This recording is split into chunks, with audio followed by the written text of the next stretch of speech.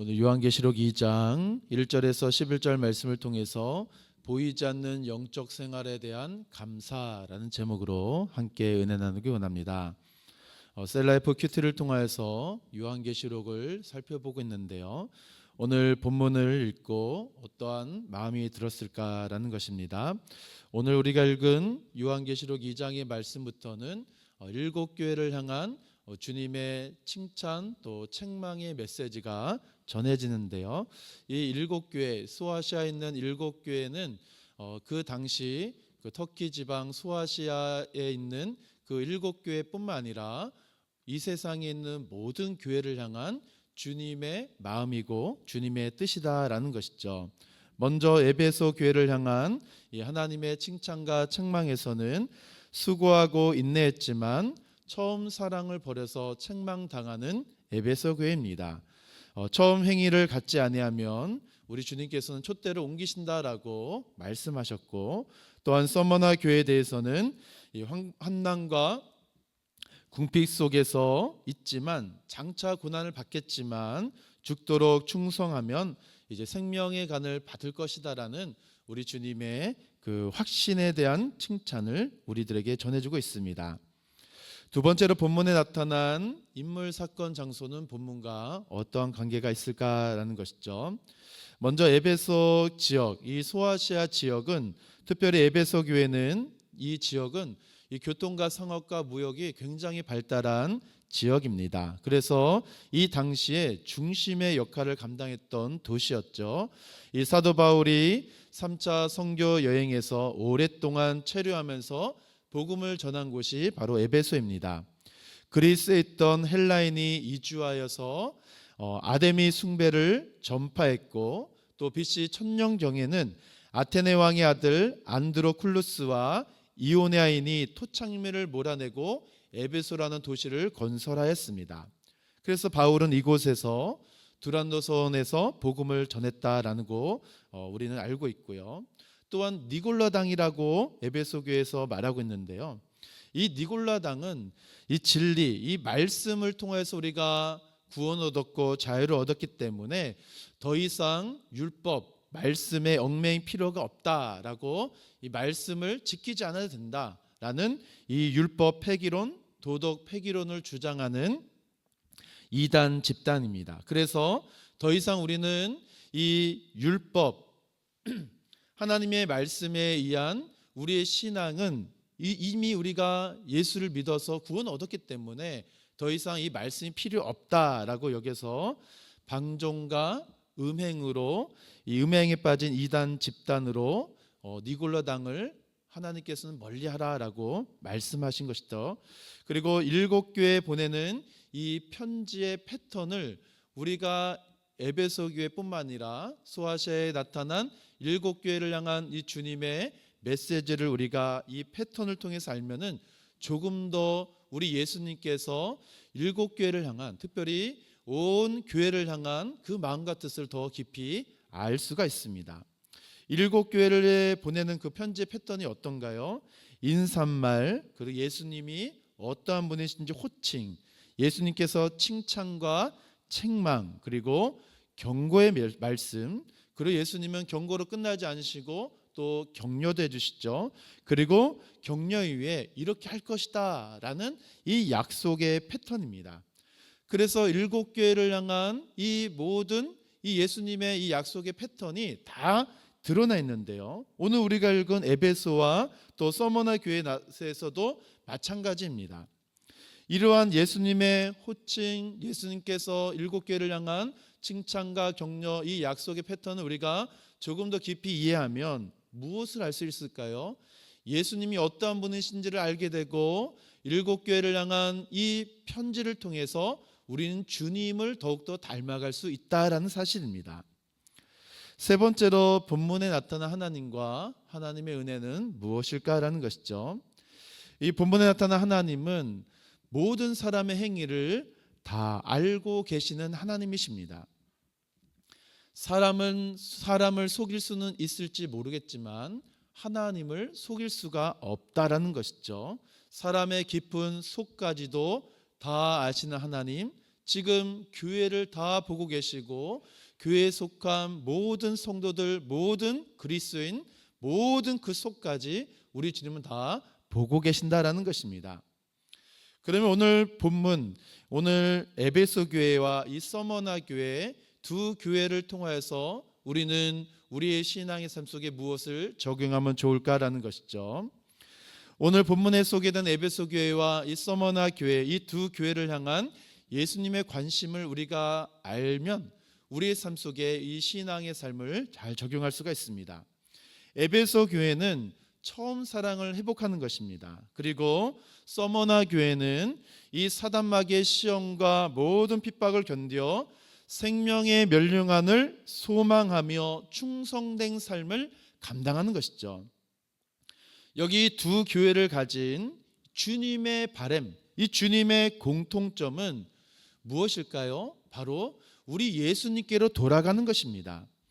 예수님께로 돌아간다라는 것은 에베소 교회를 봤을 때 처음 신앙, 처음 소망, 처음 신앙을 가지고 예수님께로 돌아가는 것이고, 그리고 서머나 교회를 통해서 보았을 때는 이 고난과 핍박 속에서 이 예수님께로 돌아간다라는 것은 예수님과 동행하는 것입니다.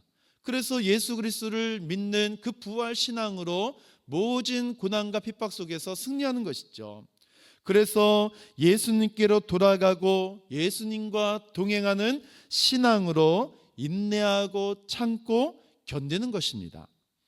환난과 고난과 시련 속에서 우리가 승리할 수 있는 비결을 우리 예수님께서는 이 에베소 교회와 그리고 서머나 교회, 이 두 교회를 저와 여러분들에게 오늘 우리들에게 주신 것은 예수님께로 돌아가고 예수님과 동행함을 통하여서 우리의 모든 신앙이 다시 한번 회복되기를 원하신다라는 것입니다.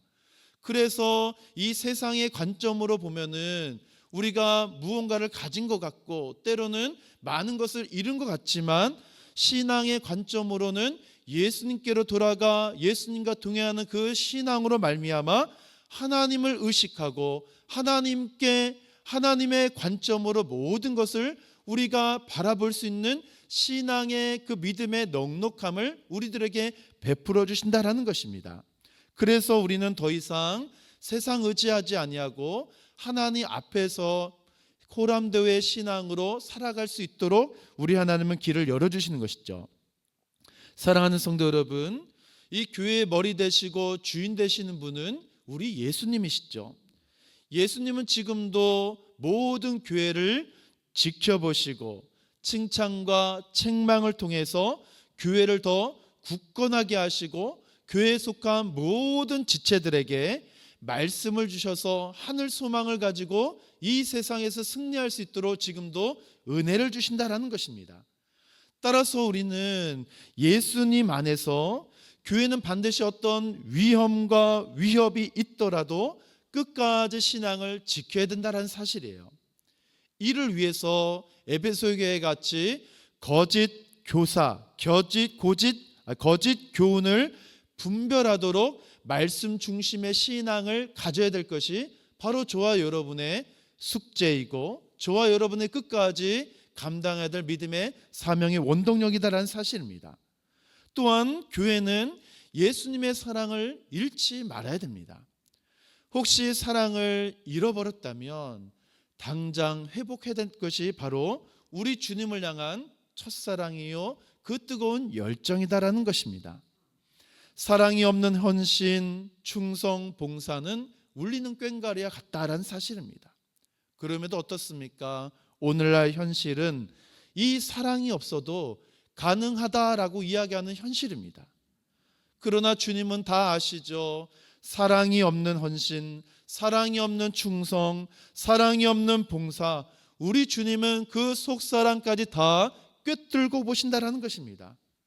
주님은 우리를 죽기까지 사랑하시고 그 사랑을 영원토록 변하지 아니하도록 지금도 그 크신 사랑으로 우리를 돌보십니다.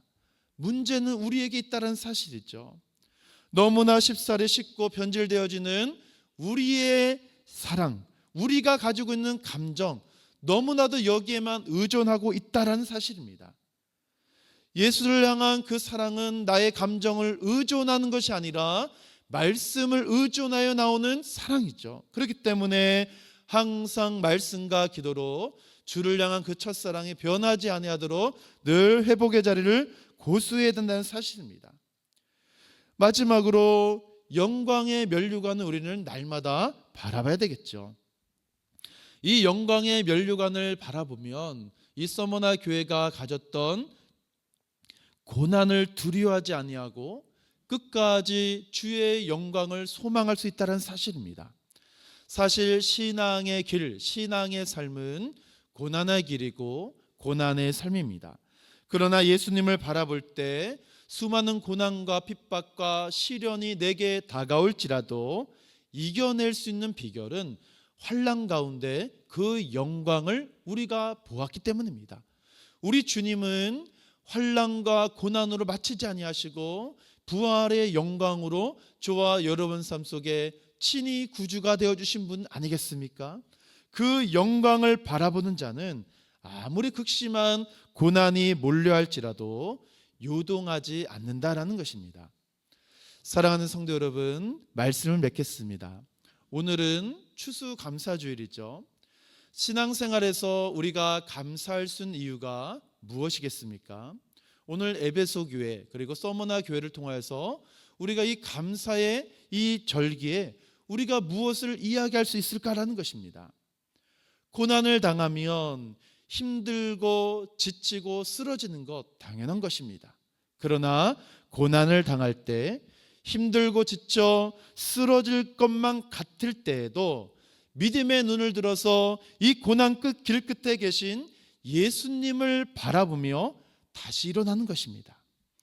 분명 고난 끝에 주님이 주시는 한없는 은혜와 영광을 바라볼 때 우리는 이미 얻은 그 은혜로 말미암아 일어나는 것이고 이미 얻은 은혜로 말미암아 이미 얻은 승리로 말미암아 수많은 시련 가운데 이김을 주시는 그 영광스러운 주님 때문에 우리가 감사하는 것이죠. 지금까지 우리의 신앙의 삶이 이와 같았습니다. 지금 당장은 어렵고 힘들지만 돌아보니 어떻습니까? 넉넉하게 이길 수 있는 힘과 능력을 곁에 계신 우리 주님, 동행하고 계신 우리 주님이 지금도 공급하고 주시니 얼마나 감사한지 모릅니다. 그 감사의 조건이 저와 여러분의 소유에만 있는 것이 아니라 오늘 우리의 신앙의 영적인 건강과 영적인 은혜와 그리스도를 향한 그 빼앗길 수 없는 그 사랑으로 오늘도 우리에게 충만하게 역사해 주시기 때문에 오늘 우리는 감사할 수 있다라는 사실입니다. 이 감사의 계절에 사랑하는 성도 여러분, 예수님께로 돌아가시고 예수님과 동행하여 날마다 승리의 삶, 날마다 사랑의 삶, 날마다 소망의 삶을 넉넉히 주시는 오직 하나님께만 영광 올려드리는 귀하고 복된 한 날 되기를 주님의 이름으로 축원함을 드립니다.